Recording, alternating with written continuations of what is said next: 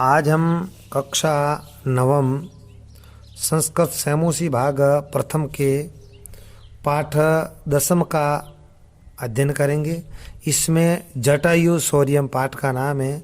जटायु शौर्यम का मतलब है जटायु की वीरता। इसके बारे में हम पाठ के सारांश को थोड़ा पहले समझते हैं। यह पाठ्यांश आदि कवि वाल्मीकि प्रणीत रामायण के अन्य कांड से उद्धृत किया गया है, जिसमें जटायु और रावण के युद्ध का वर्णन है।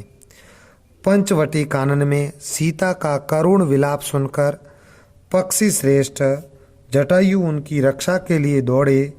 वे महाबली जटायु अपने तीखे नखों तथा पंजों से रावण के शरीर में अनेक घाव कर देते हैं, जिसके कारण रावण वीरथ होकर पृथ्वी पर गिर पड़ता है।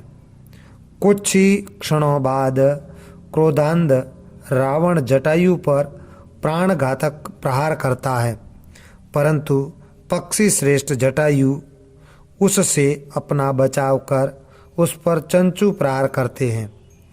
उसके बाएं भाग की 10 भुजाओं को शत विक्षत कर देते हैं। अब इसमें पाठ के कवि का परिचय भी हम जान लेते हैं। महर्षि वाल्मीकि आदि कवि रामायण के रचयिता हैं। कहा जाता है कि वाल्मीकि का हृदय एक व्याध द्वारा क्रीड़ारत क्रौंच युगल यानी पक्षियों के जोड़े में से एक के मार दिए जाने पर उसकी सहचरी के विलाप को सुनकर द्रवित हो गया और या तथा उनके मुख से सांप के रूप में जो वाणी निकली वह श्लोक के रूप में थी। वही श्लोक लौकिक संस्कृत का आदि माना जाता है। माँ निषाद प्रतिष्ठा त्वम गम शाश्वती क्षमा यत क्रोच मिथुना देव देक वधि काम मोहितम, ये श्लोक था। इसका भाव विस्तार देखते हैं कि जटायु का तात्पर्य है सूर्य के सारथी अरुण के 2 पुत्र थे, संपाति और जटायु। जटायु पंचवटी के वन के पक्षियों का राजा था, जहाँ अपने पराक्रम एवं बुद्धि कौशल से शासन करता था।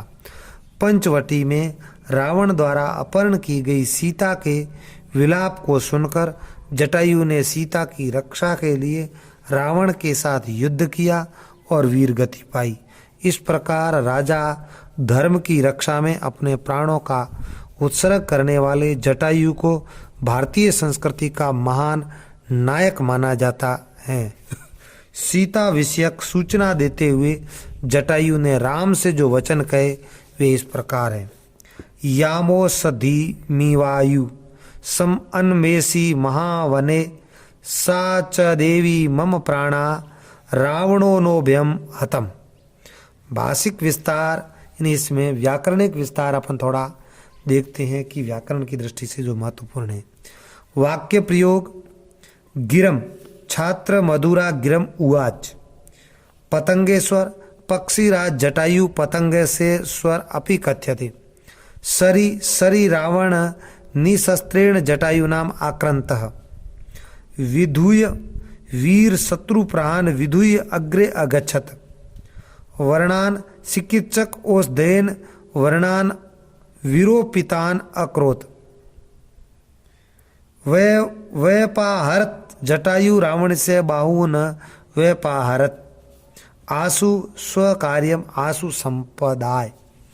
अब है स्त्री प्रत्यय टाप प्रत्यय करुणा दुखिता शुभा निम्ना रक्षणीया डीप प्रत्यय विलपंती यशवनी विधेयी कमल पत्राक्षी ती प्रत्यय युवती। पुल्लिंग शब्दों से स्त्रीलिंग पद निर्माण में टाप डीप और ती प्रत्यय प्रयुक्त होते हैं। टाप प्रत्यय का आ तथा डीप प्रत्यय का ई शेष रहता है।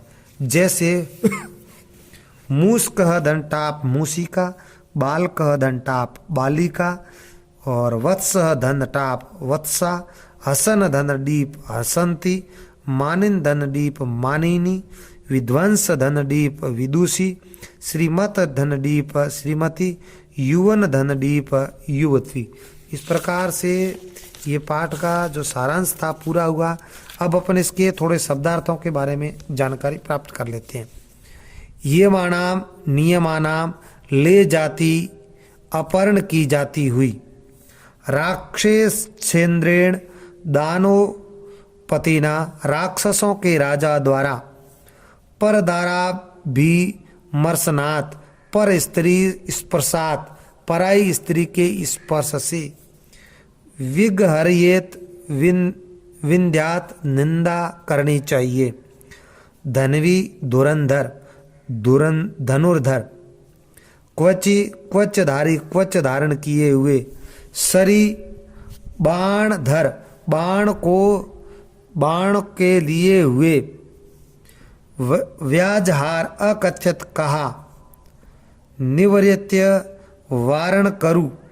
वारणम कुरु यानी मना करो या रोको, व्यापहरत उत्खातवान उखाड़ दिया, वर्णान प्रहार जनित स्फोटन, प्रहार या उसे चोट से होने वाले घाव को, बभंज यानी भग्न कृत्वा तोड़ दिया, पतंगेश्वर जटायु या जटायु पक्षीराज, भग्न धनु यस्य स, टूटे हुए धनुष वाला, हता अश्व यस्य स, मारे गए घोड़ों वाला, अभी जघान आक्रांतवान हमला किया, आसु शीघ्रम शीघ्र ही, तुंडेन मुखेन संचवा, चौंस के द्वारा, खगाधिप पक्षीराज या पक्षियों का राजा,